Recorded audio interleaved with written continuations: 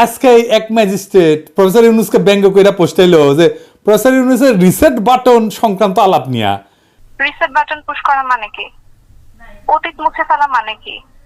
আমাদের মুক্তিযুদ্ধ হচ্ছে মীমাংসিত সত্য, আমাদের জাতির পিতা বঙ্গবন্ধু, এগুলো সবই মীমাংসিত সত্য।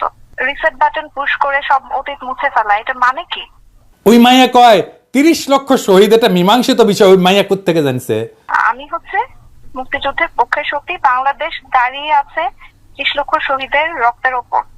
আমাদের মুক্তিযুদ্ধ হচ্ছে মীমাংসিত সত্য, আমাদের জাতির পিতা বঙ্গবন্ধু, এগুলো সবই মীমাংসিত সত্য। এই এই সোনামণি বসো, জান তুই টেকে নতুন নতুন তাতেই যদি মীমাংসিত হয় জাতিসংঘ গণহত্যার স্বীকৃতি দেয় না কেন?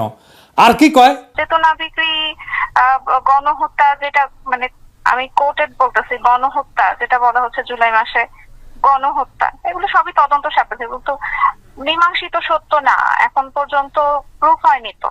ঠিক আছে, বিচার হোক, প্রমাণিত হোক, তারপর দেখা যাবে। এই যে জুলাই আগস্টে যেই গণহত্যা হইল, যে হত্যাকাণ্ড করলো, এটা নাকি কোনো প্রমাণ নাই। চিন্তা করেছেন কেমন জাউরায় মাইয়া, কেমন শয়তান। এই বদমাইশ বাংলাদেশের সরকারের চাকরি করে।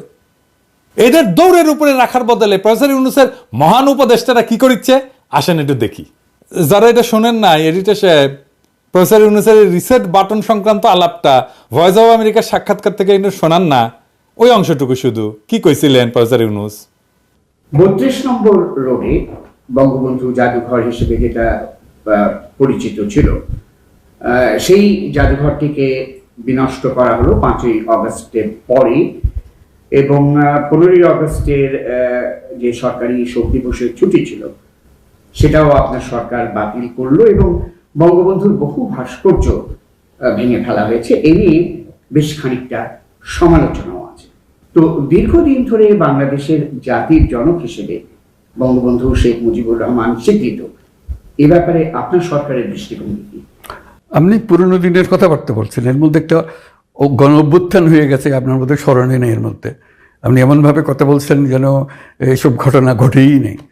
কাজে নতুন ভঙ্গিতে যা হচ্ছে সেটাকে দেখতে হবে। তো কত ছেলে প্রাণ দিল সেটা নিয়ে আপনার কোনো প্রশ্ন নাই, কেন প্রাণ দিল। হ্যাঁ, কাজে ওগুলো আসুক। তারপরে এই যে প্রথম স্বীকার করতে হবে যে তারা বলেছে, ছাত্ররা বলেছে যে আমরা রিসেট বাটন পুশ করেছি, এভরিথিং ইজ গন, অতীত নিশ্চিতভাবে চলে গেছে। এখন নতুন ভঙ্গিতে আমরা গড়ে তুলব, দেশের মানুষও তা চাই। তো সে নতুন ভঙ্গিতে তোলার জন্য যেটা আছে সেটা হলো যে আমাদেরকে সংস্কার করতে হবে।